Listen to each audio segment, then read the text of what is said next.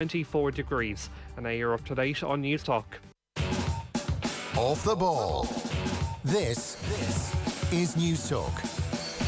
Now you're welcome back. They're underway at Wembley. England 0, Croatia 0, 3 minutes gone.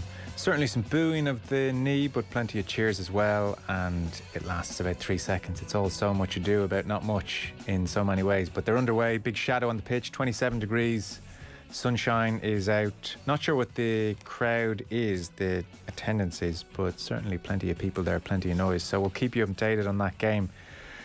Sterling got the nod, by the way. Rashford on the bench. So Sterling, Mount and Foden in front of Phillips and Rice, who guarded back four of Walker, Stones, Mings and Trippier at left back. No Chilwell, no Shaw. So it's Walker, Stones, Mings, Trippier, Phillips and Rice, Sterling, Mount, Foden, and then Kane up front with Chilwell, Shaw, Rashford all on the bench. Grealish on the bench obviously as well. In the world of GAA, some big games this afternoon. Let's check in on what is really a playoff to get into Division 1. This is in Ennis at Cusack Park, and it's Clare against Mayo. Austin O'Malley there. Mayo starting to stretch their legs a touch, Austin. Just a little, yeah, but what's notable here is obviously Clare have hurt Mayo quite often and easily also. Mayo leaving a lot of space at the back there, and Clare have profited quite well from that. A necklace of points there coming from Gavin Cooney, Cathal O'Connor, Owen Cleary, and an absolute bomb from that man David Tuberty again. So Mayo they've been lucky. They've got a brilliant penalty through, I suppose, the efforts of that man we spoke of previously, Cillian O'Connor, burrowed his way through and got hauled down and then dispatched it with aplomb. So currently at the minute it's 1-6-5, but Clare have settled, and I think Colm Collins will be very, very happy with what he's seen so far. Okay, very good, Austin, thank you. So Mayo lead by 4 points after 20 minutes. The other Division 2 playoff to get into Division 1, Kildare and Meath, has just thrown in at Newbridge. Now we're turning our attention to the Sunday papers. The Sunday papers on Off the Ball. Yeah, you're very welcome along. So we're chatting Sunday papers. Very happy to say we have Dion Fanning with us, Associate Editor at The Currency, and we have Kieran Cunningham as well, Chief Sportswriter with the Irish Daily Star. Gents, you're very welcome. A very quick rumble through the front pages because, as you can imagine, it's all the same thing really. And that was the picture, I think, on the front page of the Sunday Times sports section, which gave a lot of people some comfort before we got the official news that Christian Erickson was okay. It's him being stretchered off yesterday in Copenhagen, and it shows he was conscious, and that was I think a huge relief to a lot of people when that first surfaced online yesterday. So saved. Erickson collapses on pitch but recovering after swift response from referee, teammates and medical staff, is the Sunday Times there. The more haunting picture in some ways on the Sunday Independent, Christian Miracle. This was when he first collapsed, and you can see, well, it's hard to tell if his eyes are open or not, but his captain has his hand in his teammate's mouth and he's trying to make sure he doesn't swallow his tongue in those first few horrific seconds yesterday. And then as you look, this is front page and back page news. So the Sun front page, and there's a shot, and it's just so upsetting. I mean, less so now, thankfully, but Erickson's partner, mother of his two children, Sabrina, being consoled by the Danish captain, Simon Kjær, on the left-hand side of the picture there. She's just so upset. You can only imagine what's going through her mind, everybody's mind. Thank God he's alive is the headline on the front page. And then back page, play and pray for Christian. Erickson shock, but game goes on. Star fought for his life on the field. And on it goes. The Mirror here then, again, it's their front page story as opposed to just the back pages. Miracle on the pitch, and it's that picture of Erickson leaving the pitch conscious. And then the other, I think, arresting photo, probably the photo that will endure the longest. The headline is "Praying for you, Christian" here on the back page of the Irish Sunday Mirror, but it's the team standing around their teammate as he receives CPR. The majority of them looking away, understandably. Kasper Schmeichel is watching, and the captain Kjær is watching, and there's the medics around holding up the white sheets. It's almost reminiscent of a horse, isn't it, where they put up the screens to try and protect privacy and just the horror of the situation. So when you saw those white sheets going up, God, it's just the most horrific few minutes, and on it goes like that. So gents, that's where we'll start. The coverage of that is everywhere, as you can imagine. I don't know, were you watching the game, Kieran, or did you join it as you realised what had happened? I was listening to radio commentary. I hadn't been watching, and someone phoned me and I put on Talk Sport, and David Connolly actually was on co-commentary, and David and his commentator had to talk over the whole thing for 15 minutes, and then they went back to studio, and the way the TalkSport studio were talking, frankly, I having not been able to see what was happening, I got the impression that he had died on the pitch. That was the way they were talking about it. They obviously hadn't seen the photo of Erickson conscious and being carried off the pitch. It was just a horrific, chilling listen. And then watching the video back, that moment where the ball bounces off his knee in a way that does not happen to Christian Erickson, and you realise something so serious had happened. It was just utterly shocking, chilling 20-25 minutes. Yeah. I didn't watch it. I didn't see it live. I watched Wales Switzerland, and then I started watching the game. And I thought I'd go out up the grass for 20 minutes, come back to it. Do you know what? Apologies. We'll fix up your line. It's just not quite right. Apologies, Kieran. We'll get that sorted in 1 second. Dion, same point to you.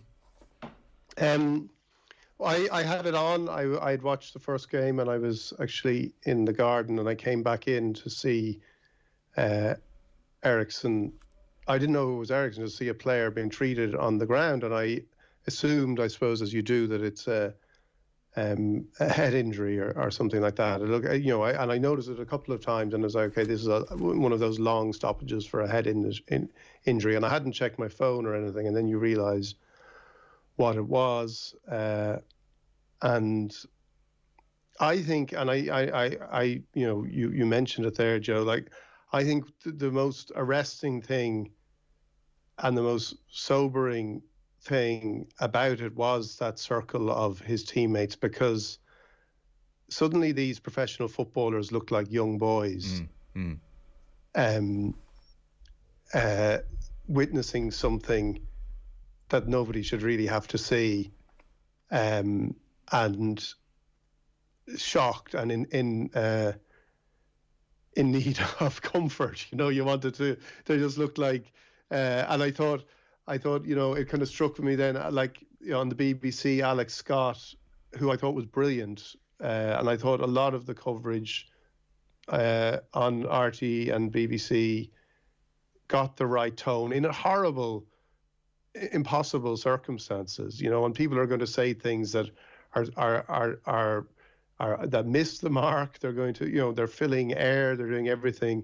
But I thought, going back to that point, Alex Scott said she had just texted her mother to tell her she loved her, and I felt like these were, when looking at the Danish team, I was like, these are kids who need their mother right now, and that was the thing that was so brutal about it as well. And obviously there was, that awful time waiting to find out. And again, I think so many people assume the worst, and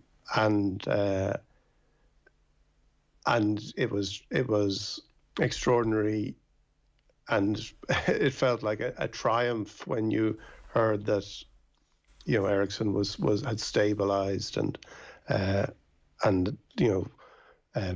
was conscious and that's continued. That recovery or that progress or that stabilization is ongoing. So that was something, but it was shocking, and I think all the more, because it's at a major tournament, and because of the whole, it is something that is, I know, children are watching it. There's lots of people sitting down to watch it. So it was a very, very, very shocking event, obviously. Yeah. Back page of the Mail here, for instance, and a lot of the pieces across the paper are pretty similar. They're just documenting what happened. The events speak for themselves. They say the Denmark captain, Simon Kjær, was the first player on the scene, appeared to assist in preventing Erickson from swallowing his tongue and placing him in the recovery position. And I read elsewhere that reportedly Kjær did start CPR. I didn't see that. I don't know if that's true, but he was certainly alert and on the scene and seemed to initiate the circle along with Kasper Schmeichel around Erickson. The Mail continues here. The fear was Erickson's life was slipping away before a global audience of millions as his family and teammates watched on helplessly from the pitch. Kjær and Schmeichel organised distressed teammates to form a circle around their colleague, linking arms around the stricken player to prevent cameras from viewing the attempts to resuscitate him. And then they go on to say, Dion, that Gary Lineker later apologised, with the BBC production team choosing to stay on the incident rather to revert immediately to the studio, and that continues inside. Lineker defends BBC coverage of scenes. BBC widely criticised for not cutting away sooner after Christian Erickson's collapse. Ian Wright obviously works for the BBC. He had tweeted, "Cut to the studio, FFS," several exclamation marks. Now, the BBC's line on this is that obviously the pictures themselves are controlled by UEFA, and all around the world it's the same pictures being beamed out. I guess their point on not coming back to the studio sooner is that the game had still not been suspended. So the BBC's line is, if the game is ongoing, then we're sticking with the pictures. So they say the stadium coverage is controlled by UEFA as the host broadcaster. As soon as the match was suspended, we took our coverage off air as quickly as possible. It did, Dion, pose a dilemma for TV producers everywhere as to what to do. Stick with the pictures, which at times were a bit intrusive, not least when his partner Sabrina came on the pitch. I mean, the wide shot could have been invoked, I think, at certain points. But to stick with the pictures and cover this event that is happening, and like your first duty as a journalist is to actually cover what's happening, or to make the decision to pull away completely and go back to studio. Did the Beeb get that wrong? I take Ian Wright's point, and I take his point of view more than a lot of people who are getting extremely angry on Twitter. And I did find, just as an aside, like, while everyone is kind of, the cliche being about this is putting things in perspective, it didn't seem to bring any perspective to people on social media who want to kind of blame somebody for something, no matter what the circumstances. So I'm not going to. I think it seems like the wrong thing to do. There were clearly showing his wife. Seems like the wrong thing to do, and a wide shot would have been what we're more accustomed to on the rare occasions when something like this happens. But there's a couple of things, to be charitable. First of all, it was in Copenhagen. I just wonder how much shock is going on there too. People's own, like, people, the directors, people, their brains being scrambled to a degree, potentially, or else they feel they took a different decision and thought, this story has to be covered. Now, there's obviously something more shocking and chilling when you don't know the outcome, and when you don't know, and everyone, as we said, everyone assumed the worst in those minutes. But I noticed that, like, the papers today all have those pictures. Is that different? Is that a different thing? They run the pictures. Obviously, a moving image is more upsetting. I didn't watch it. I watched it like someone else. I don't want to watch this. Right. And I kept an eye on it and I checked in on it, but I was like, I don't want to watch all of this. But at the same time, I'm not going to. I think, again, just given the circumstances, I think they probably got it wrong. But given the circumstances too, maybe people are trying to do what they think is the correct thing to do in all the circumstances. But I take the point that I do think it would have been less traumatic for people if they had gone to a wide shot. Because I think people can be quick, and hopefully, Kieran, you're back there. Give us a hello. Hello. Not bad. I've heard you better. Give us a 1, 2, 3, 4 there. 1, 2. Yeah, you're probably not quite with us. We'll try and get you sorted out in 1 second. We'll get back to Dion. I think, Dion, people are very quick as England go close with a header, still 0-0 there at Wembley. People are quick to say, oh, well, this was the media looking for ratings or being salacious. I mean, there was no benefit to any broadcaster there, really, to leave the pictures up. It's not going to boost their bottom line. It's not going to change their ratings going forward in any way. I think they are trying to do what's right. Like Henry Winter, for instance, says, as part of a broader piece on the whole thing, There's so much to reflect on. There is some anger at television intrusion into the fear on the face of Erickson's partner, Sabrina. Leave her alone, he says. Show some respect. Media moralising about other media is never a good or particularly sustainable look, but the judgment was wrong by the directors here. And maybe it was. I guess the papers today would argue that in light of the fact that he survived, the pictures take on a different quality. If it had ended tragically, would those pictures not have appeared? Maybe they wouldn't have. We don't know. Yeah, we don't know. But that's a question. But so that is that I accept that it's a slightly different circumstance. But I think I wonder what pictures would have appeared. Now again, it's not the immediacy of it, but it is a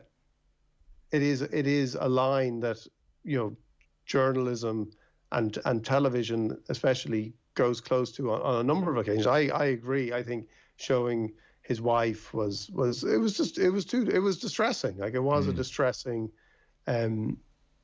picture to see. But I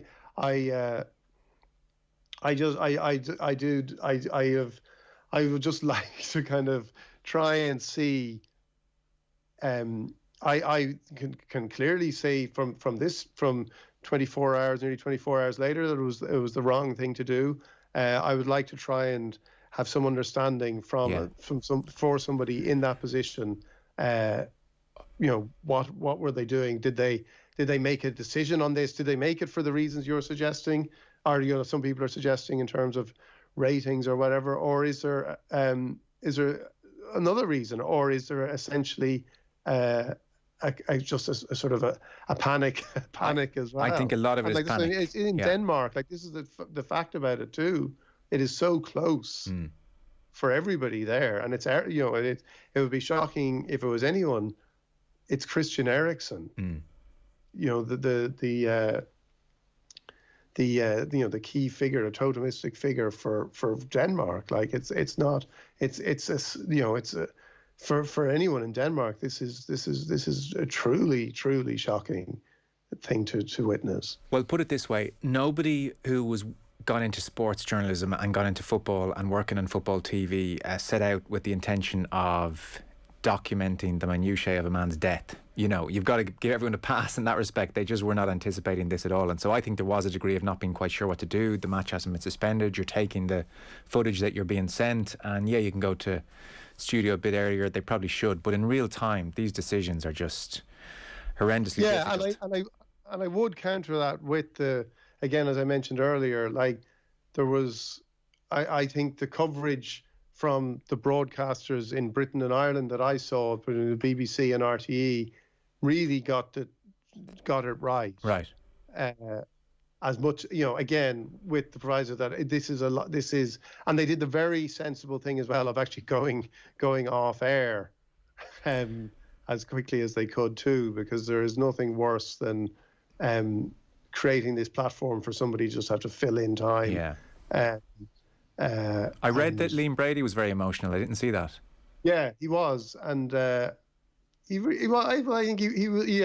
was very, very good. Jackie Hurley handled it very well, and as I said, Lineker and Alex Scott, I thought were really superb, and taking it, talking about the emotion of it. I think the fact that people are, because there is and everybody falls back on it, understandably perhaps, about it puts football into perspective, is the line people use. But actually, they brought emotion to it. There was, and I think it was necessary at the time. Not that that sounds like I think they were injecting it, but I think that was the reality. That's how everybody felt watching it.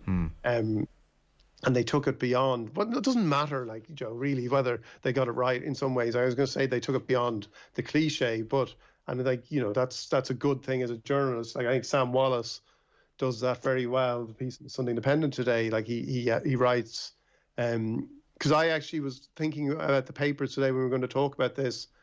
I thought, well, the papers themselves, there's a lot of stuff that for newspapers, this demonstrates one of the reasons why they struggle, because it's a story that moves on and moves so quickly, that the actual newspaper itself is kind of obsolete. But Sam Wallace's piece is a very good, powerful piece of writing on it.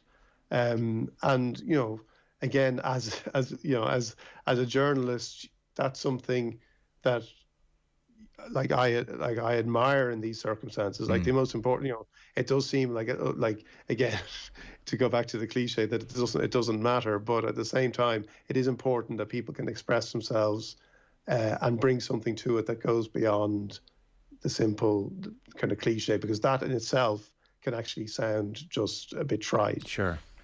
Kieran Cunningham, we're hopeful. Hello? Hello? Oh, that's doable. You must be up in Donegal with this kind of Wi-Fi, are you? I think a better Wi-Fi. I don't know what's... Oh, right. Yeah. Do you know what? We'll take a short ad break. Flick it off and on again there in the house and see does that do the trick. So that's the Christian Erickson situation.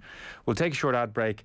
Quite a lot of coverage, like an amazing amount of coverage in the main news sections and in the sports sections about the taking of the knee and what it means. And there's strong criticism of the Irish players for taking a knee. So we're going to touch on that in just a second.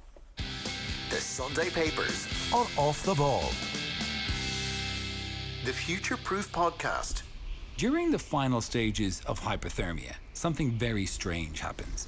No matter how cold it might be outside, you start to strip off, eventually curling up in a fetal position, subconsciously trying to trigger hibernation in your human body. Then, usually, you die.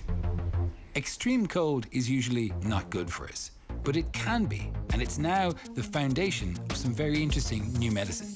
Find out more this Saturday on Future Proof. The Future Proof Podcast. Proudly supported by Science Foundation Ireland. Listen and subscribe to the podcast now on newstalk.com or on the Newstalk app. What's most impressive about the all-new, totally redesigned Dacia Sandero?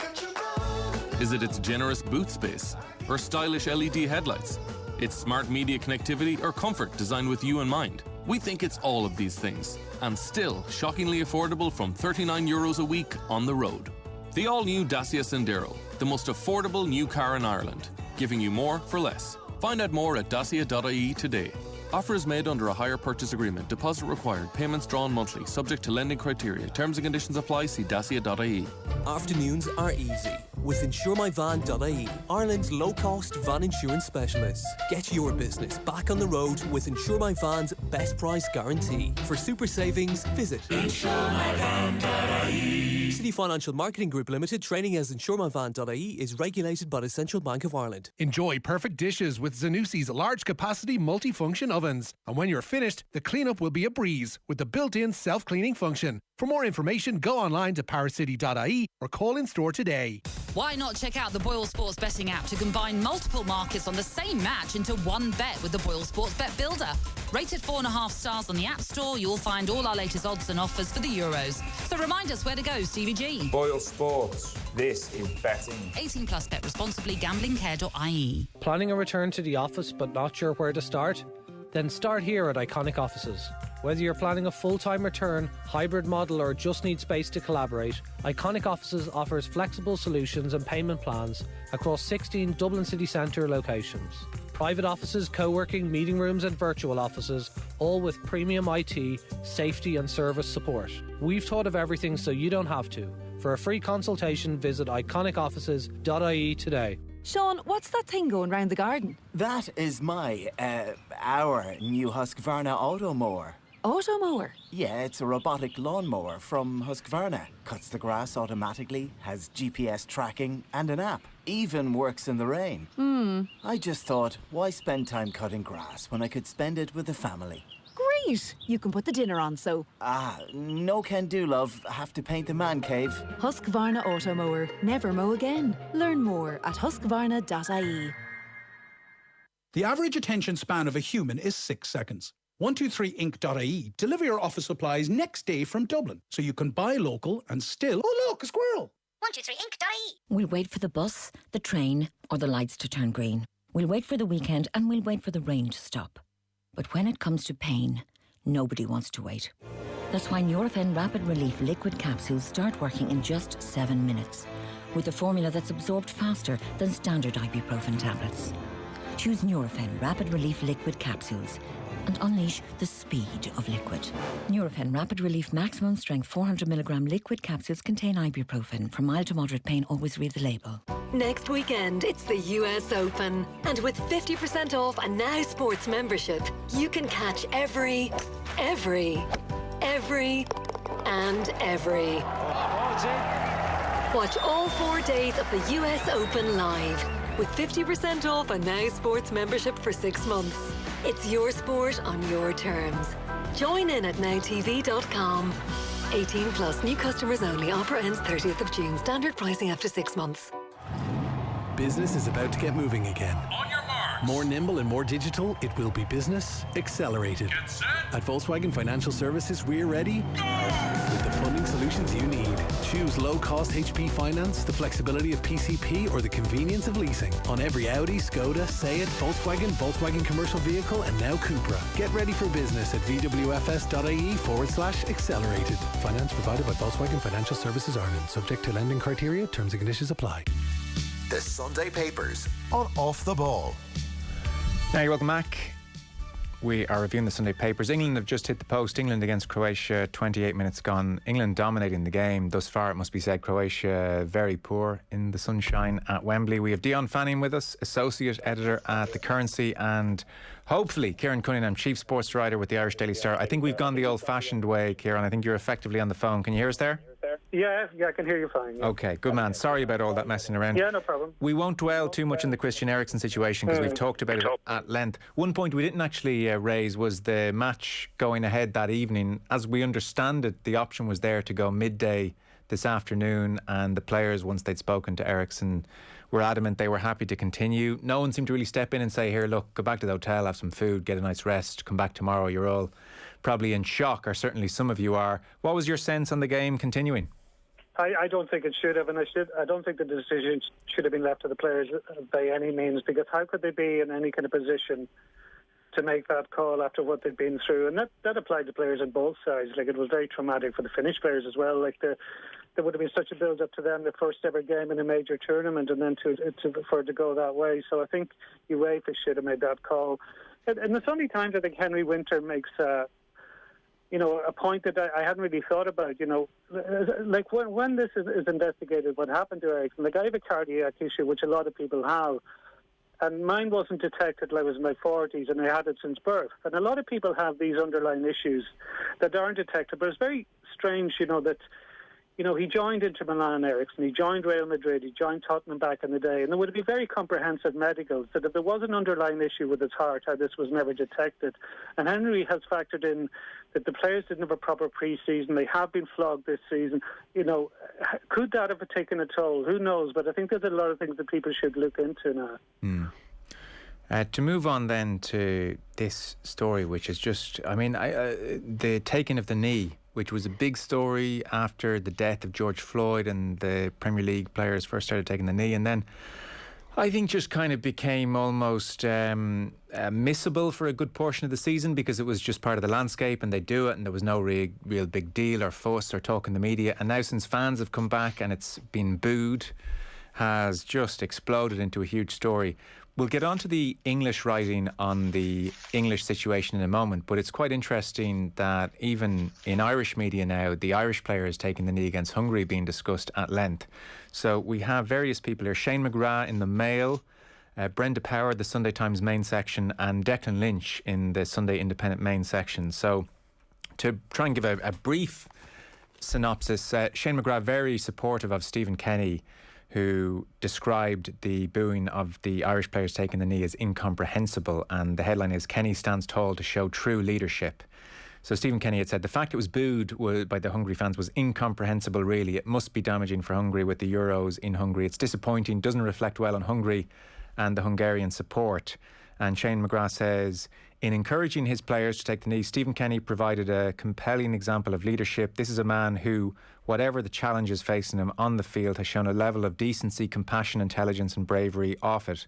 And that should stand in his credit. He gets that sport and politics mix, and that the world is messy, and sometimes doing the right thing is certainly the only thing that matters. Or not certainly, but just is the only thing that matters. And then I guess the piece which caught a lot of people's eyes, I suspect, Brenda Power here in the Sunday Times main section. Players take the knee and lose their heads is the headline on her opinion piece. How very condescending of Stephen Kenny, Ireland's football manager, to decide that Hungary has been damaged by its fans, she says. She talks about the Irish players taking the knee and she does not approve. It's showy, almost sanctimonious, and sporting authorities should ban all political posturing. She says the Irish players, she describes the gesture as a witless one. It was a witless gesture. And basically she is talking about the origins of the knee. So she said 5 years ago, Colin Kaepernick refused to stand for the US national anthem before a game because he said he would not stand up to show pride in a flag for a country that oppresses black people. So she says, so now when a player takes the knee in his own or another country, whether intended or not, he's making a statement of contempt for that country's anthem and national identity. And she says, there was and remains perfectly good reason why black American sports people might kneel to disrespect the US national anthem. There is absolutely no reason why Irish sportsmen should kneel to disrespect the Hungarian nation or indeed our own. What's your take on Brenda Power here, Kieran? The first paragraph, she includes the phrase virtue signalling. And the second paragraph, she uses the word woke. And I think that tells you all you want to know, that there is a bingo card now with people. It's all part of the culture wars. And they use the same language all the time to hit out the things they don't like. Virtue signalling, social justice warriors, woke, etc. And Eamon Sweeney's piece on the back of the Sunday Independent is very good on this. And it's worth reading one paragraph in the middle of the piece.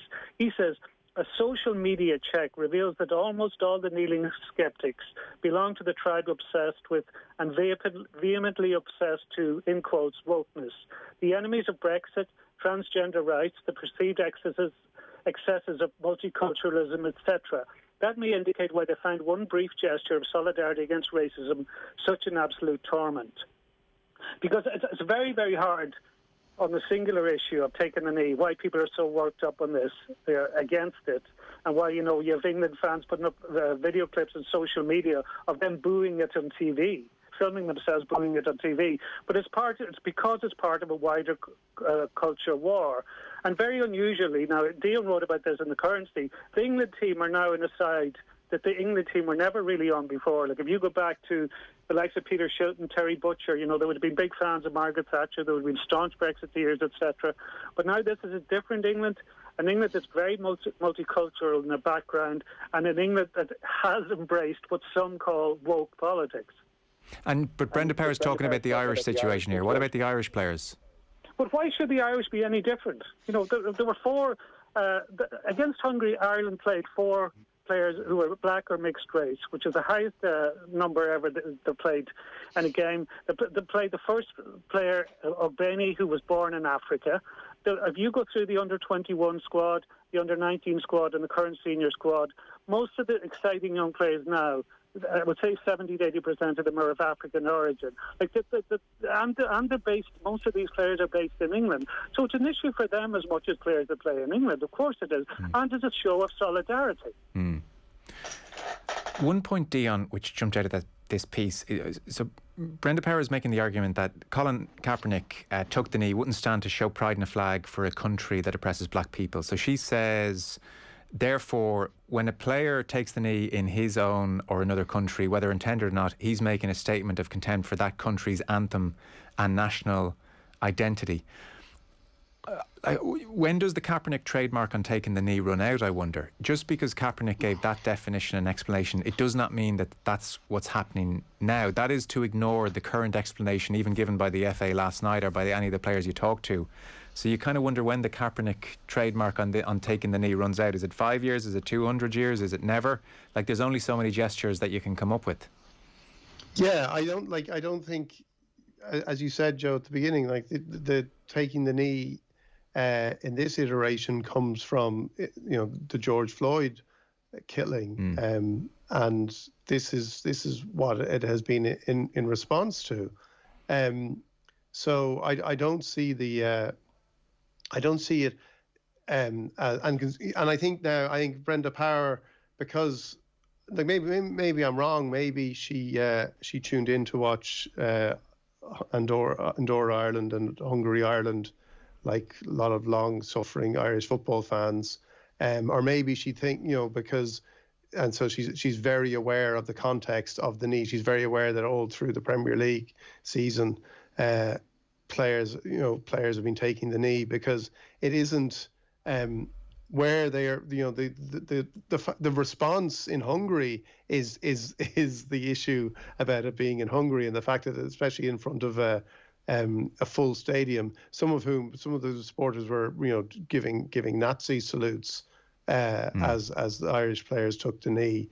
So the knee taking the knee is a gesture in itself, and an anti-racism gesture that is separate really from disrespecting the Hungarian nation or whatever. Like it just happens to be that the Hungarian nation has a president who is going to be who's going to be triggered enormously by this gesture for a number of reasons, and who, as I think as Declan Lynch points out, hasn't been has used sport, like many populists have, as for their own political ends as well. So I don't see that as well. Like she makes a point in the piece that there are other forms of racism, and there's other racisms that are in Ireland that need to be challenged, and I agree. Like that's not up for debate. Like there is, like, Irish people are profoundly racist in many ways, and I think with our own history of nationalism, like our own recent history of nationalism, which is as shameful as anyone's recent history of nationalism, we should be challenging ourselves at all times about all our forms of prejudice. But as Kieran says, like there are, this is a fantastic, there is a great multiculturalism in the Irish squad now, and in the underage squads. And this is an important gesture. And I think it was, as Shane McGrath said, and Shane McGrath's piece is great on this, like it was fantastic to have a manager like Stephen Kenny, and this does unite Stephen Kenny and Gareth Southgate in that sense, to have managers at this point in time who are able to articulate that and who are able to explain why this is important. And teams do have to like national teams do have to kind of stand for something. They do have to there is something that they have to stand for, and we are very fortunate to have a manager like Stephen Kenny who can actually articulate that. Yeah, you picked out Declan Lynch as well, Dion, and he was writing about the reaction to the Irish taking of the knee on the TV that night. Yeah, well, there's a couple of things in Declan Lynch's piece. One, he talks about just on the politics of it as well, and people who want to keep politics out of sport. And he says what they want, if they were honest, is to keep a certain kind of politics out of sport, the kind that might broadly be described as progressive or liberal, or as they would have it, Marxist. They seem happy enough with all other kinds of politics, which have been baked into the pie for decades. The England fans who are most fastidious about their game being infiltrated by political agitators have always been comfortable taunting the Germans about 2 World Cups and 2 World Wars and 1 World Cup. And on that, first of all, it struck me, it was very, I don't know if you saw Michael Holding talking about this on Sky Sports the other day, talking about, and he was very, very good on it. And he's been very, very good talking about racism since George Floyd in particular, and he's written a book about it now. But he made the point how disappointed he was, and this comes in with the RTE panel, who I think Kevin Doyle said he admired or he liked the gesture of respect that the Hungarians had done. And there are other people then who will talk. Again, initial response before crowds were back in stadiums was to, you would hear people saying, the classic, what about all lives matter, that one. And Michael Holding was very strong on this the other day when he talked about the England cricket team who are standing and are doing something else. And he said, that is the equivalent. That is essentially all lives matter response. And he said, he's not interested in the movement. He's not interested in this Marxist background to the Black Lives Matter party. He is interested in the three words, Black Lives Matter. And that is the point of it. And of course, as it goes on, there are elements of it where it's going to seem like, there are people for whom it will matter more than it will matter to other people. But it strikes me that you can't say that it's both a hugely political gesture and say it's also tokenism. Mm-hmm. Like it's one or the other. Yeah. And I think, and I think it is extraordinary.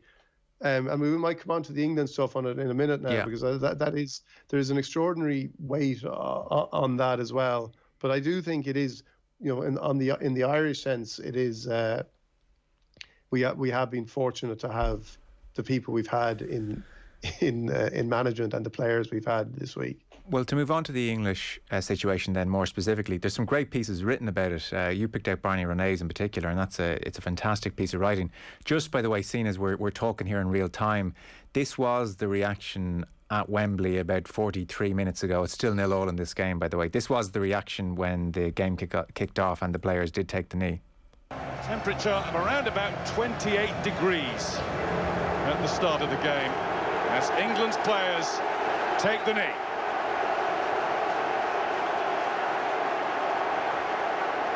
And the BBC didn't comment on that at all. They didn't want to interpret what that was. I think it was certainly booing, and then a fair amount of cheers as well, more so than the Riverside. So that was what happened about 43 minutes ago. I mean, got all this talk about those 3 or 4 seconds, quite insane.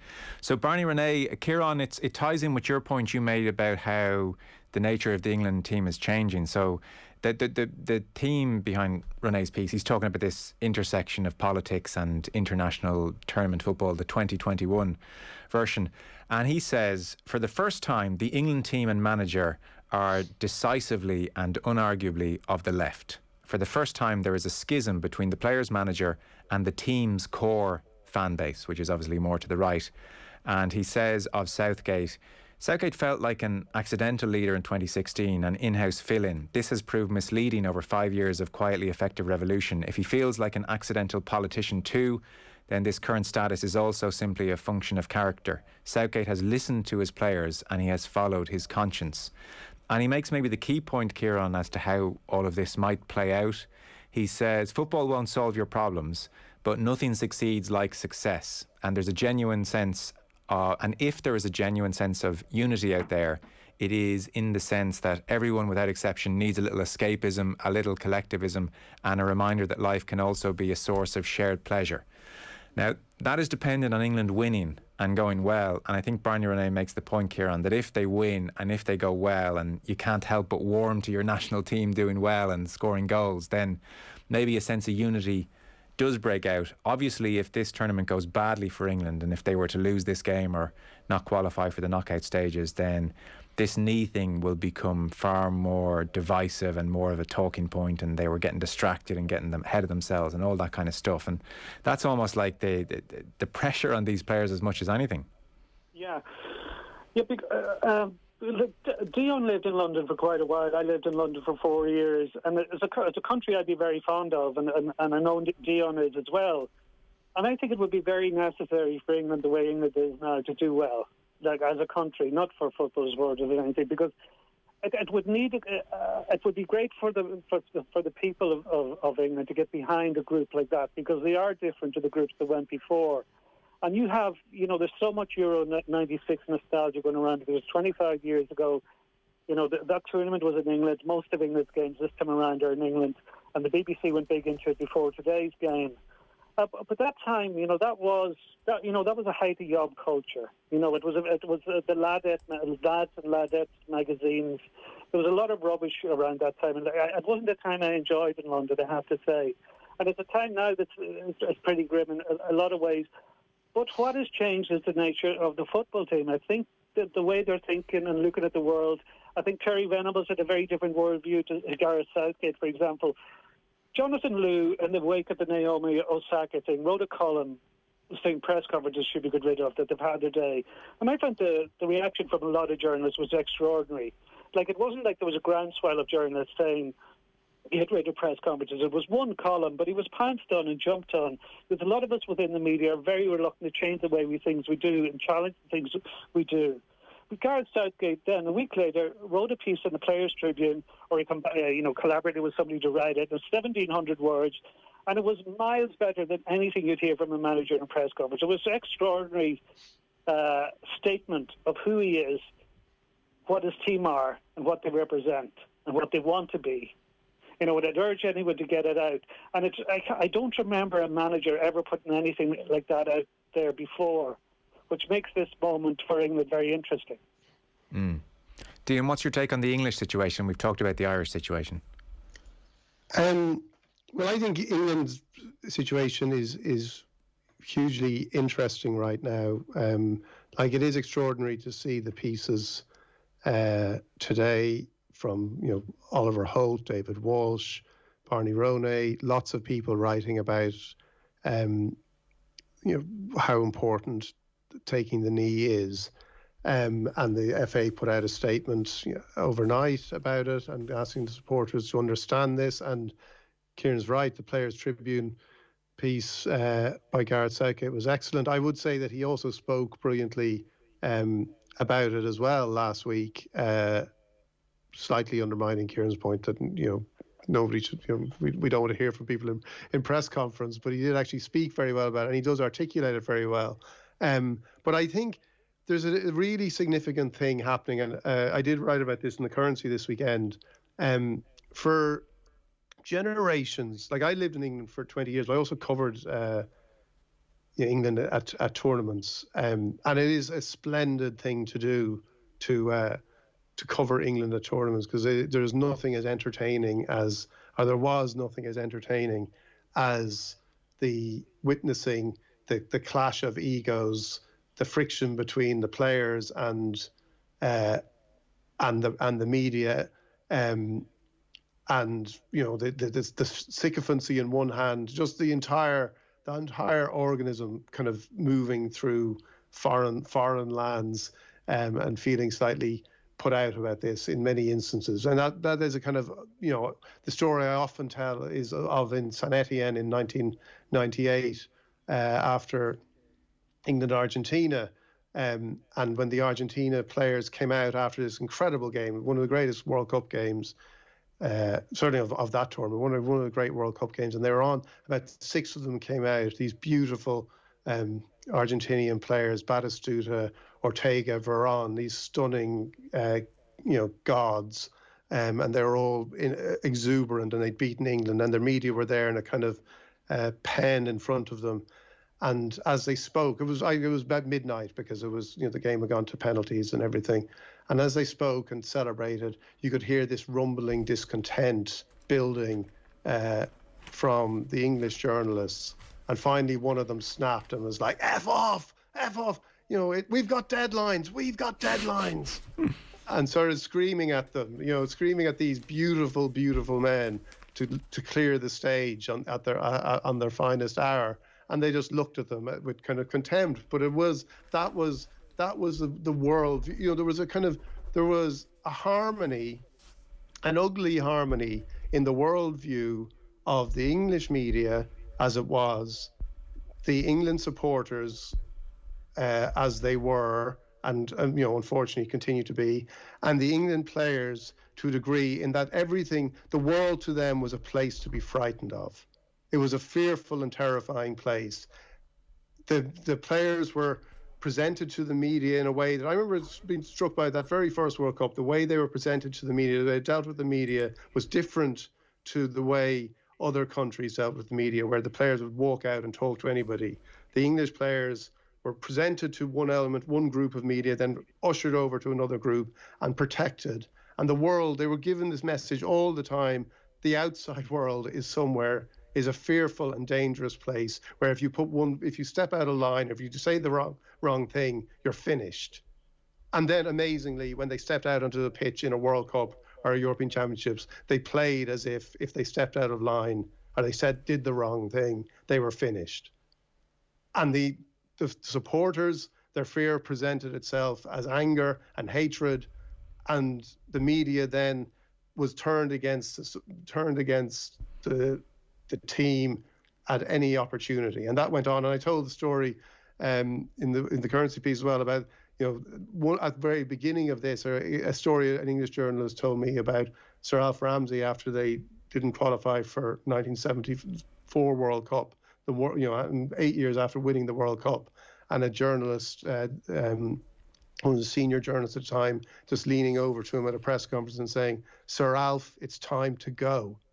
And this is the World Cup winner, and this was the power they had. That power has diminished. The media power and influence and sense that they could affect change in the England team has diminished as their own power has gone. Their attitude to the England team changed, I think, during the time of Roy Hodgson, who was very good at, if not much else, he was very good at managing expectations and lowering expectations. And the players then as well have become, and the most explicit manifestation of it isn't just in the taking the knee. It's in the like, and when Kieran talks about the culture wars, like you have in the England squad, like the person who has done more good than the like his own prime minister during for most of the pandemic, in Marcus Rashford, who was taken on, who was challenged time and time again by Boris Johnson's government before they realised, actually, we just now have to agree with what Marcus Rashford is doing. Yeah. So these are an extraordinary group of players, who don't have fear. You see it in Raheem Sterling when he called out the race, the racism in the media. You have these players who aren't frightened anymore, and that is hugely significant. And it's not just hugely significant in terms of what they're doing with taking the knee. It's also hugely significant, I feel, in terms of how they're going to play in this tournament. Yeah. Well, it's going to be very interesting. They're 0-0 at the minute. We have Dion Fanning with us and Kieran Cunningham. A short break. We'll get to a few of your texts on this issue, and then Paul Kimmage has been talking to Jim Bulger about doping in racing. We'll touch on that next. The Sunday Papers on Off the Ball. Escape to the country at Mount Wolseley Hotel, Spa and Golf Resort. Enjoy alfresco dining in blissful gardens, a woodland walking trail, an 18-hole championship golf course, a forest playground complete with zip wire, extensive leisure facilities and award-winning spa. 4-star luxury in a safe, serene and beautiful country resort. Choose a deluxe room or book a 4-star resort house. Select from a wide range of exclusive summer packages. MountWolseley.ie for your great country escape. Volkswagen's 0% PCP finance offer makes it even easier to enjoy that 100% confident feeling you get from driving a new Volkswagen SUV. That's 0% on the T-Cross, the T-Rock, the new Tiguan, and even the 7-seater Tiguan Allspace. For a 0% PCP finance offer that gives you 100% confidence, search Volkswagen 212. Finance provided by way of hire purchase agreement from Volkswagen Financial Services Ireland and subject to lending criteria. Terms and conditions apply. Visit Volkswagen.ie for further information. This is the sound of 230,000 homes being powered by wind. And this? A light illuminated by organic waste. By 2030, our renewable energy will power 1/3 of Irish homes.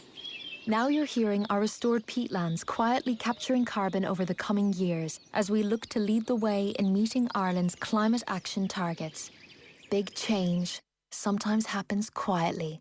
Learn more at boardnamona.ie. Sean, what's that thing going round the garden? That is our new Husqvarna Automower. Automower? Yeah, it's a robotic lawnmower from Husqvarna. Cuts the grass automatically, has GPS tracking and an app. Even works in the rain.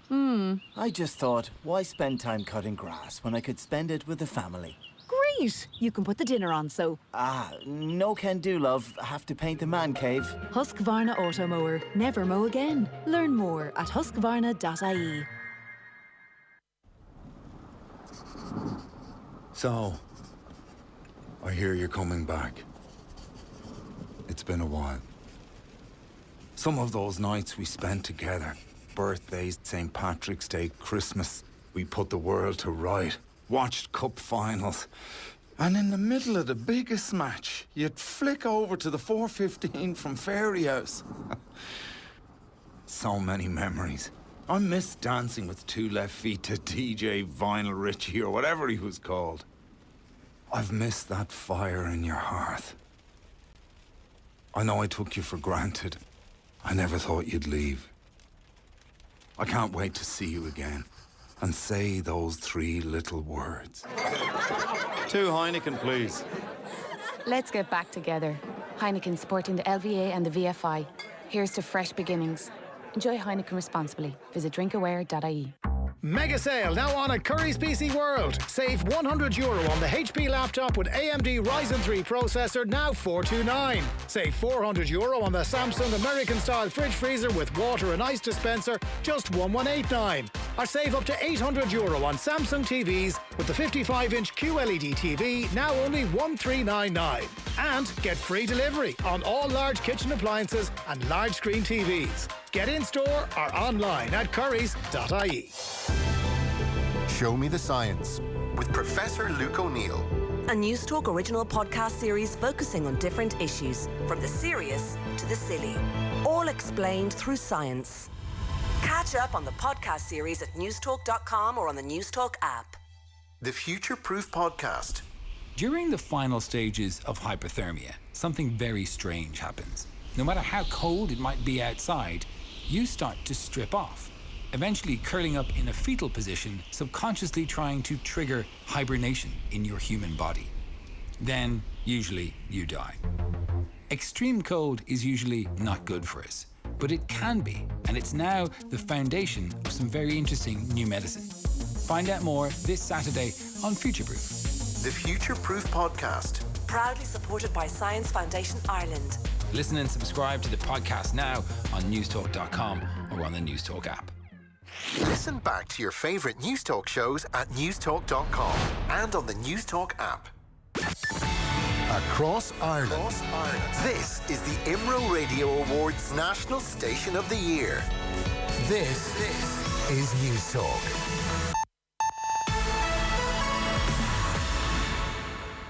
It's 3 o'clock. Good afternoon, I'm Adrian Harman. The government is considering tighter travel rules for people arriving in Ireland from Britain. Longer quarantine periods for unvaccinated passengers are being looked at due to the spread of the Delta variant in the UK. 126 cases of the strain, first identified in India, have so far been recorded here. Monaghan-based GP Dr. Alona Duffy says there's a need for caution. So the real concern is that this absolutely is spreading faster. So it's a very virulent, very contagious form of the virus. And as we know, that unless you've had your 2 doses of the vaccine, you can't really deem yourself as safe from serious illness with it. The Taoiseach says the channels exist to resolve a row over the Northern Ireland Protocol if there's a will on both sides. European leaders have urged the British Prime Minister to stick to the terms of the Brexit deal. It's after suggestions the UK might decide to delay checks on chilled meats between Britain and the North without EU agreement. Taoiseach Micheál Martin says both sides need to work hard in the coming weeks to find a solution. The European Union is willing and very engaged in endeavouring to find a resolution to the issues that have been raised in respect of the Northern Ireland Protocol. And in my view, the channels do exist to get this resolved. The G7 nations have agreed to speed up the production and deliveries of COVID vaccines around the world. European Council President Charles Michel says the priority is to ensure demand for doses can be met. The BBC is reporting the group of countries will commit to providing 840 million vaccines over the next year. Here at home, a union representing Stobart cabin crew and pilots says the government needs to wake up to ongoing crisis in the aviation industry. It comes after Stobart Air announced it's ceasing trading with the loss of 480 jobs. Aer Lingus is operating 5 of the 12 affected regional routes for at least a week, while BA City Flyer will operate 2 more. Ashley Connolly is National Secretary of Forsa, which represents 120 cabin crew at Stobart. I think our members are very angry at the government leadership in their failure to recognise the need for a crucial plan to support this industry. So I do believe that more could have been done. And finally, Gardaí say motorists who illegally park at scenic areas will be fined and have their vehicles towed. Thousands of people are travelling to beaches and beauty spots today due to the good weather. Gardaí say car parks in many of the popular tourist areas in County Wicklow are now full. It's 3:02. News Talk Weather. Thanks to Ryanair. Surprise Dad with a Ryanair gift card this Father's Day. Staying warm and dry with a few isolated showers. Highest temperatures of 20 to 24 degrees. And now you're up to date on News Talk. Off the ball. This is News Talk. Now you're very welcome back. So Division 2 semi-finals, which in effect are playoffs for Division 1 football next year at Newbridge. We're just into the second half now. It's Kildare against Meath. Kildare 1-9, Meath 6 points is the latest there. So Kildare 6 points to the good against Meath at Newbridge, and in Cusack Park it's looking good for Mayo. Austin O'Malley is their former Mayo footballer for us. Austin, what minute are we in? What's the score? We're just after resuming after the first water break after half time. This has been a really profitable period for Clare. They hit 2-5, so they've brought this back to a 5-point game. They went into the break obviously 11 down. Mayo were completely dominant in every sector, but they lost Cillian O'Connor to what looks like a nasty knee injury, and also Dermot O'Connor gone, so both brothers out of the equation, and Mayo looked to be suffering a little bit on the back of that. Clare introduced Podge Collins at half time, and he's really re-energised the whole outfit in terms of where he's placed himself, getting on ball and moving it on. So the Banner are back in this. It's a 5-point game and they look re-energised. Mayo have managed to keep the scoreboard just tipping away through Tommy Conroy, Paul Towie and Matty Ruan, but they're not as dominant, and Clare certainly have their tails up. You said injury there, nasty injury to Cillian O'Connor. It looked to be like a knee injury. He left the field in quite a bit of discomfort. Looked like the knee was locked. He hadn't any mobility or flexibility in it, and he looked a little bit distressed. So it'll be interesting to see what comes out after that. Okay. Austin, thanks very much. Mayo 5 points to the good, 2-18 to 2-13. Still 0-0 between England and Croatia. Second half has just started. Let's get back to the papers. The Sunday papers on Off the Ball.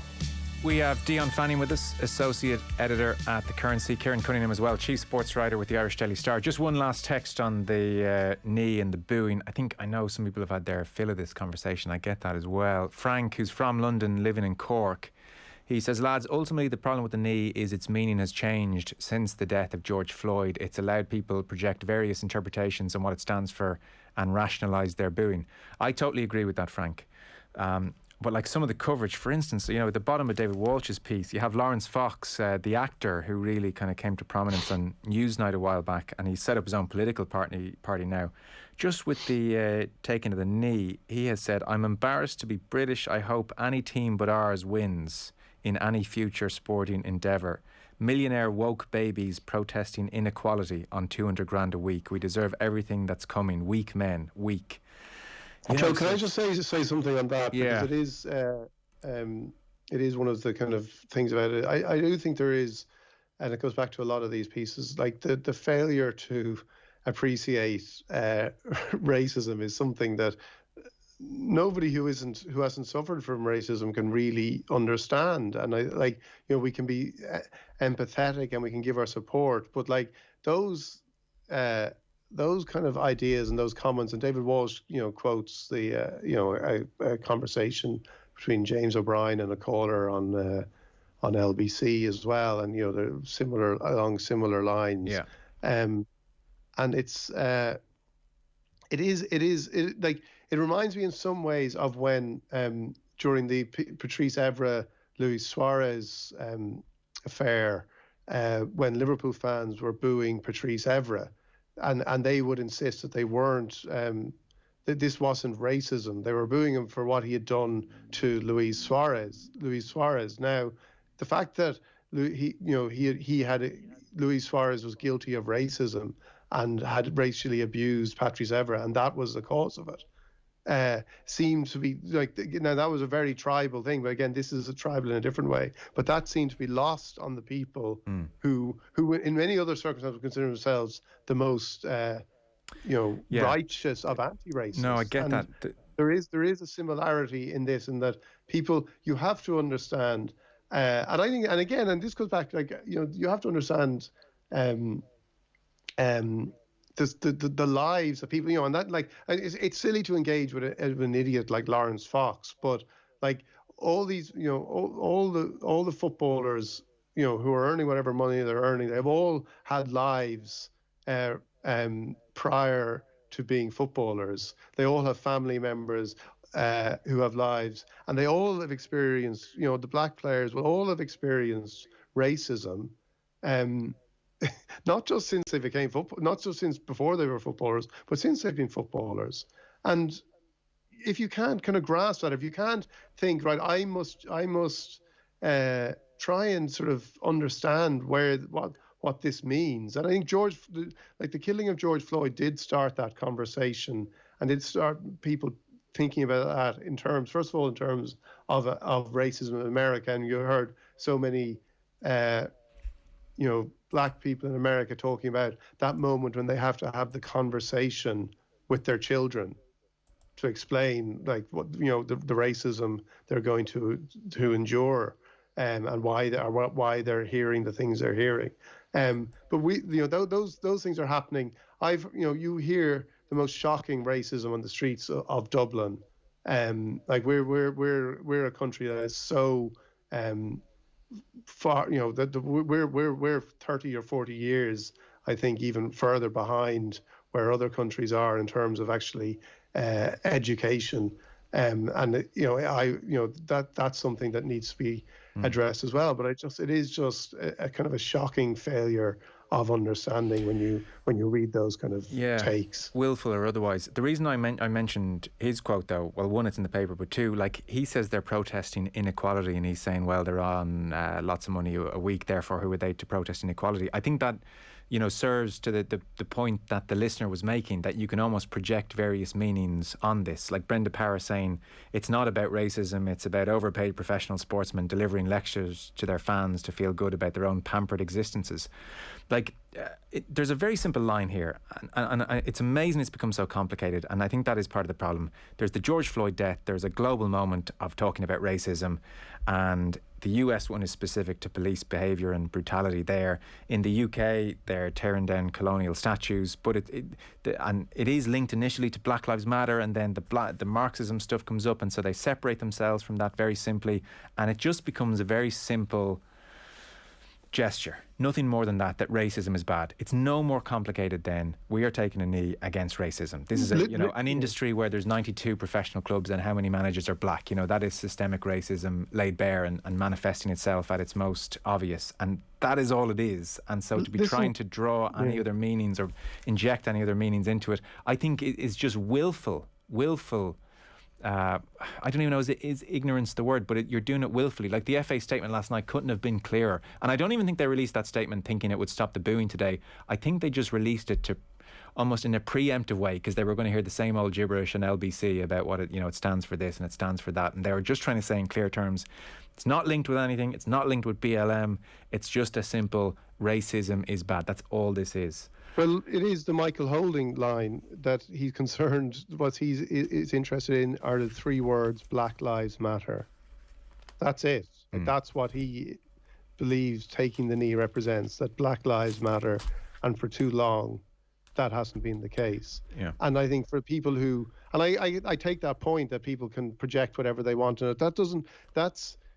We've seen this before in other situations. We've seen it with Donald Trump. We've seen it with Brexit, where people say, we must understand why people voted for Donald Trump. We must understand why people voted for Brexit. They never really want to understand why people didn't vote for Donald Trump or why people didn't vote for Brexit. But it does come back to that thing that not everybody who voted for Brexit is the Will Self line. Not everyone who voted for Brexit is a racist, but every racist voted for Brexit. And not everybody, maybe not everybody who's booing, taking the knee, or who has sympathy with booing is certainly who has sympathy with it. Not everybody is a racist, but every racist is booing it. We got to move on because we've spent too much time on that as well. Apologies, I know that dragged on a touch. Racing's dirty secret, Kieran. This is in the Sunday Independent. This is Jim Bulger. Jim Bulger, very successful racing trainer. Jim Bulger gave an interview last year to Dara O'Cahir in the Irish Field, and It caused a storm where he said the number one problem in Irish racing is drug cheats who are stopping the sport from being a level playing field. It's quite interesting. Paul Kimmage here has interviewed Jim Bulger 4 hours down in Jim Bulger's home. He talks to Dara O'Cahir about that interview last year, and Dara says that it was really only at the very end where he turned to Jim Bulger and said, "Is there anything more you want to say?" It was a complete fluke, says O'Cahir. So Bulger clearly really wanted to say this, and he was determined to say it. In the piece here, he says to Paul Kimmage, really, he had wanted to say it for a while, but he wanted to do it after a bit of success, so it didn't look like sour grapes, and he had a certain kind of platform. That was why he did it when he did it. Although he does say he was slow to get to grips with the problem in the sport. Maybe for 20 years or so, he's been au fait with it. I wouldn't say there's a huge amount new here in what Jim Bulger is saying, but they tease out some issues. So, for instance, Paul Kimmage, have you had any support since the interview? He says very little, but I can understand that because of the fear factor with the ruling body. Trainers don't want to stick their heads above the parapet. Paul Kimmage says Aidan O'Brien did, and Aidan O'Brien had said Jim's entitled to his opinion. Sport is very clean. Everyone's doing a very good job. And Jim Bulger says, I think he also said I should name names. Paul Kimmage says, yes, he did. Jim Bulger said, I'm not that big a fool. I don't travel to Dublin very often. I don't want to be going up every day for 3 weeks to the High Court. So they go on to talk a bit more about the issue. Jim Bulger says at one point, Kieran, they can rest assured I know who they are. And if I had any responsibility for rooting out cheats, I'd have them rooted out in 6 months. How, says Paul Kimmage. Jim Bulger, because I know who they are. And then Paul Kimmage makes the point that Lil Hillier, she works for the IHRB, had told the Examiner recently that they had been working with you for some time. Jim Bulger says, I had one meeting before the Irish Field interview and one after. With Hillier, yes, with Hillier. And that was meant to be confidential, it turns out. Jim Bulger thought it was meant to be confidential, he says, but it suited them to break that confidence because it was known at that stage they were doing precious little about it. And her defence was, well, we've had meetings with him and we're making progress, but as far as I was concerned, I had made it clear that the meetings were confidential. And he says, I'm not sure they're serious about it. The samples might have been taken, but if they were tested properly, they would have had results by now. And he says, I've had great support from my staff who know I'm 100% right, and they know more about it than I do because they're right in the mix. They have contact with other stable staff and they're closer to the coalface than I am. So that's just a general sense of this 2-page interview with Paul Kimmage and Jim Bulger. I mean, Kieran, you'd have to say it is absolutely explosive, as it was last year, that one of the most high-profile trainers in this sport is coming out and saying that this is the number one problem. The authorities are not doing enough about it, and he knows who's cheating and who's not cheating. I mean, if this was hurling, GAA, rugby, soccer, you name it, any of the big sports, I mean, this would be stop the presses.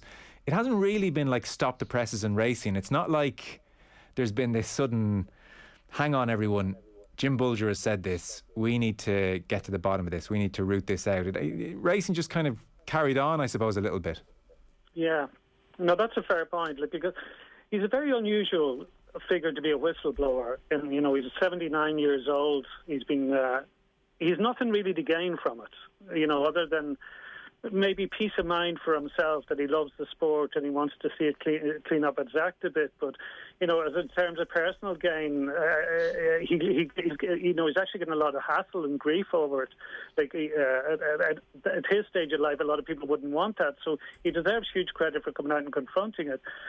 I think, you know, it was covered with Dara O'Cahir's interview in the Irish Field, but the Irish Field is very much a niche publication, you know, for racing fanatics. So it's good that it's across 2 pages in the Sunday Independent, and it's hitting a broad, you know, a general sports audience and a general audience, you know, who just, you know, go through the Sunday papers, whatever. But racing has always been a kind of a murky netherworld. You know, that there's so much that goes on within racing that wouldn't be accepted in other sports. You know, even the way it's tied in with gambling, that bookies go on TV and to give their tips for horses. And how does that make any sense? Like, why would a bookie tell you what horse he thinks is going to win? Mm. But this is and, you know, there's all sorts of stuff that, you know, which would basically be regarded as insider trading in other businesses. Is part of the course in racing. Yeah. You know, the trading of information. And there has been, if you look at the history of racing, there has been a tolerance of cheating. There has been a huge tolerance of so-called betting coups, which are often a different form of cheating. So doping is just another form of cheating. But I often wonder as well, like, why is doping always such a big issue? Like, it's right doping stories are covered. Doping stories are big in sport. It's blatant cheating. It's been going on a long time. There was doping in the ancient Olympics, a couple of thousand years ago. But there's other big stories that most of the sports media don't cover, like Daniel Kinahan's involvement in boxing. There was a year ago this week since Tyson Fury given credit for prematurely for arranging the Anthony Joshua fight. I thought a year on there might be a few pieces around, looking at where things are, what's happened. There hasn't been anything. It didn't run in the Irish edition of the Sunday Times today, but it ran the UK edition. A big piece by David Walsh and Josh Taylor calling him the best boxer in Britain, ahead of Anthony Joshua and Tyson Fury. It doesn't mention that he's an MTK boxer and the questions around them.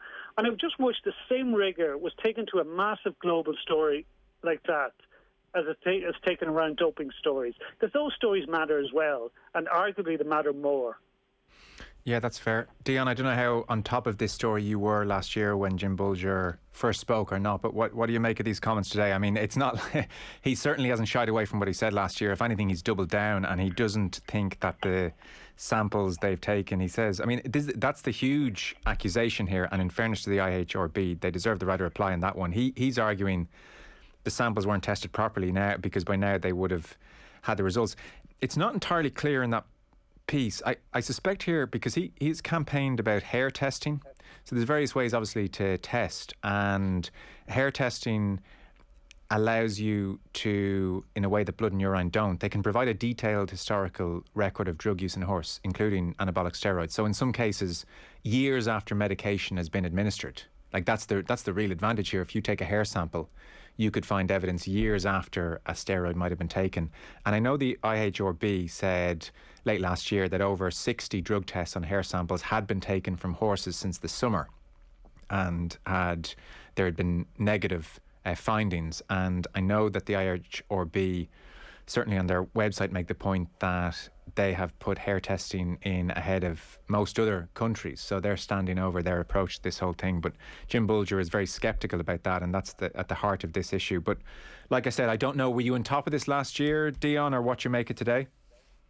No, I wasn't. Okay. I think the most interesting, or one of the most interesting aspects of it, is this idea of Jim Bulger, a 79-year-old trainer, wanting to talk about this and being driven by this kind of burning desire to do something about this.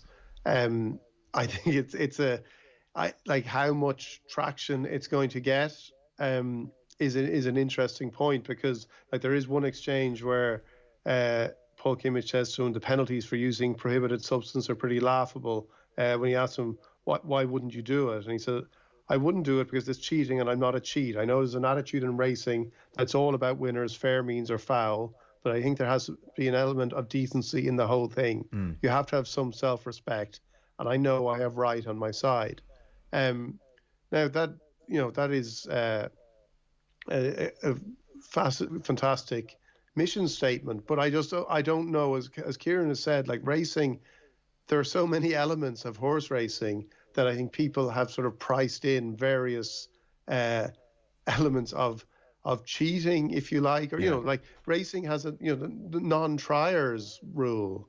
And sorry to interrupt you. Even last year, there was a very high-profile case where there was doping, but it was doping to ensure that horses lost. Yeah, and it was only discovered on the back of betting patterns. So I mean, like what other sport? What other sports feels it has to kind of, what it needs to be most on alert for is people actually not trying hard enough. Yeah, correct. Yeah, and you don't have a sizable quotient of the participants, i.e. the horses, able to whistleblow for themselves. They're powerless as to what's injected into them or what they're given. Yeah, so like it just brings in the again the sort of question of what do you consider cheating, and if this is a sport that has so many elements of it where you don't know what you're actually, the great crusading line about doping has been, what am I watching? Like, what am I looking at here? Is what I'm looking at genuine? Well, how many horse races a year are people looking at things, people who know about horse racing are looking at and going, well, this isn't genuine for many reasons. And again, it is as much to do with people or horses or jockeys or whatever not trying as it is trying too hard. So it is. I just wonder how. Like, I think it's a fascinating portrait of Jim Bolger, and but I just wonder how much traction it's going to get. Well, I'll put that question to you, Kieran, how much traction it gets. By the way, Paul Kimmage asked him, you're 79, why do this now? He says in response, it'd be like you coming down the Champs-Elysees on a Sunday in July knowing that a fellow in front of you is full of dope and you're going to be second, and on the other side of the podium, that's not easy to take, and if you're half a man, you're going to stand up for yourself. So I'm standing up for myself and for the trainers who are playing the game straight. As to Dion's point, Kieran, like I said, if this was any other sport, someone of this stature saying these things, it would just be stop the presses territory, and that wasn't the case last year. He is still saying these things. Do you think this gets much traction? Like, this really should be the talk of at the races tomorrow. It should be the talk everywhere. I'm sure we'll come back to it here and Off the Ball again. We've covered the various doping stories as they've arisen, but like, where are the other people rowing in behind Jim Bolger? Like, it's hard to believe that this man, with his clear intelligence and his experience, it's hard to believe he's way off the mark here. And yet, who else in racing is coming out to support him over the next week? Yeah, because these stories often become a story about the media as well, Joe. Yeah, I don't. Bar Paul and David Walsh and a couple of others, few journalists who cover cycling wanted to touch doping in cycling. Yeah. How many journalists who cover boxing have touched the Kinahan story, even after Panorama, after Tyson Fury's shout out to Kinahan, etc. So at the same now, there has to be a willingness for the racing media and the racing authorities to go after that, and I haven't seen any signs of that. So because of that, you would think it won't get traction. Yeah, and that's staggering, really, isn't it? Mm. When you think about the scale of the story and the accusations. Sport, it's happening with so many big stories that so many people just want to be there for the party, and they want to be there to celebrate, and they don't want, and access is huge. Like, I know with the boxing story, there's so many people. The relationship between promoters, management companies, TV companies, and the media, it's so tied in terms of access and getting ringside tickets, etc. That there's so many who don't want to rock the boat, and I think that goes. I think racing has that kind of cosy relationship as well. Yeah. Okay, well, look, it's must read, really. Page 2021, Sunday Independent. Jim Bolger is reiterating all the things he said to Dara O'Cahir of the Irish Field last year, and it says next week there's a Jim Bolger and the World That Made Him feature, so I suspect that's more of a general interview about Bolger with Paul Kimmage and Jim Bolger, but we'll see where this goes over the next couple of days. Racing's Dirty Secret is the headline. Clock's way against us. Kieran, of the GAA, Cillian O'Connor playing his 100th game. Mick Foley's great piece on Cillian O'Connor's approach to the game. Really enjoyed it. Everything from, when he's practicing his freeze ahead of a Dublin match, he's got his headphones on with "Come On You Boys in Blue" blaring into his ears, and just his achievements in the game are probably underrated. And then there's the likes of Joe Brawley, Colin O'Rourke. Looking back at last night's matches, it's hard to make sense of them, especially the Tyrone performance. Anything catch your eye in the GAA? Well, the Cillian O'Connor thing is interesting because, from today's game with Clare, it looks like he might have picked up a significant injury or an injury. And because this championship has been run off on such a tight time frame, like even a month out could cause you serious problems in terms of what's coming down the tracks. And because, there's so many people, this cliche that was always thrown around that he's not a marquee forward, I have no idea what that means. But, just Mick Foley throws in a few of the lines that, when there was criticism in 2017, O'Connor wasn't delivering enough scores to play. He ended up kicking 3 crucial scores in the All-Ireland final. Of the 540 he scored last year in the championship, 540 is an extraordinary figure, but 512 of that was from play. And there was a time when his work rate without the ball was questioned. Last year he had the most turnovers of any Mayo player in the championship. So I think he's one of those that you'll only really see the value of him when he isn't there. And of Mayo going to the championship without him, I think people will suddenly be saying, God, I realise now how good Cillian O'Connor is. Yes, absolutely agree. It's a really interesting piece. He seems to be just militant in his preparation. On the action last night, Donegal pretty conservative, and they got men behind the ball, and it was a real kind of challenge match feel, not played at a fantastic pace. But Joe Brawley talking here about Tyrone. 48 years since Tyrone conceded 5 goals in a game, and by half-time in Killarney, Kerry already had 5. Tyrone men running, changing direction, diving to block a shot that never came, backpedaling, bumping into each other, grasping for thin air as though they were playing invisible opponents. The pace of the annihilation slowed a little in the second half, but he says Kerry were awesome, so much chemistry, so much skill, variation, finishing power, a forward line of 2-footed players, constant clever movement on and off the ball. What do you read into that Tyrone performance? It was bizarre. I read nothing into either of those games. Okay. You know, there was such a strange scenario in that it looked likely a bar. You know, if there was a Dublin and Tyrone win, you would have a league final. Otherwise, there was going to be no league final. So you were semi-finals. A strange situation where you have a semi-finals and probably not a final. So you look at Donegal. Michael Murphy was already out injured. Then they rested Neil McGee, Paul Brennan, Jamie Brennan, Pater Morgan, Owen Van Gallagher. Then Oran McNeilish and Stephen McManaman went off injured in the first half. Despite that, Dublin won by only 4 points, and Donegal had a great goal chance save, so they could have come within a point. And Donegal were only got through the gears. The Donegal championship in 2 weeks, the game meant absolutely nothing to them. So one of the things that struck me, though, was Dublin now are very like where Spain were.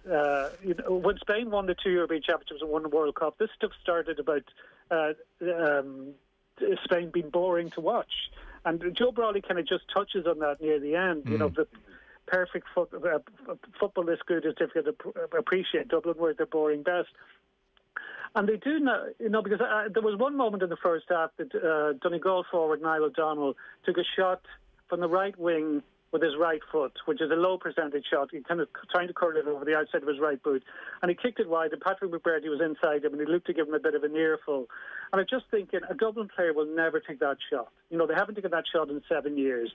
That now it's all about working the percentage to keep the ball so long until they get it around the D. And, you know, Conor Callan and Kieran Cunningham are so strong they burst through and fist it over the bar, or somebody would just pop it over. And, you know, you go back to 2017 All-Ireland final, 8 minutes into injury time, they were a point up, and they got a line ball, and they kept the ball for 90 seconds, 22 passes, after an incredibly difficult game. The control, it's all about control now with Dublin, which is the old Joe Schmidt byword, that everything is now so controlled. And control sometimes isn't great to watch. I prefer the madness of Kerry to watch. Now, Kerry, you know, Joe Brawley talks about them scoring 6 goals. It's the most goals Tyrone conceded in such a long time. But 3 weeks ago, Kerry conceded 4 goals to Dublin, 3 in the first half alone. So Kerry have this kind of glorious madness going on that makes them far more enthralling to watch. But if you're putting your money, who's going to win the All-Ireland, you still back Dublin. Yes, I'd agree with that. Joe Brawley concludes his piece saying, Dublin were at their boring best. Football this good is difficult to appreciate. And there is a bit of that with Dublin. Fellas, we're out of time. Thanks so much. Really enjoyed that chat. Dion Fanning, Associate Editor at The Currency. Dion, thank you so much. I wonder, did you realise you were giving up the England game when you agreed to do this? Well, I did, but I've been watching it, Joe, so okay. I have been watching it. And also, you know, I was very grateful when we lost Kieran earlier.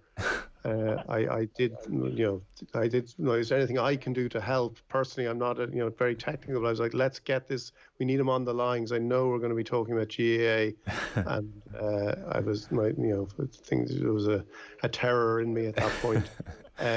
But anyway, I agree with everything Kieran said there about. Good. Too early in the summer for me to check in with GAA. League is league. You're not reading anything into the league. A seasoned veteran like you knows better than that.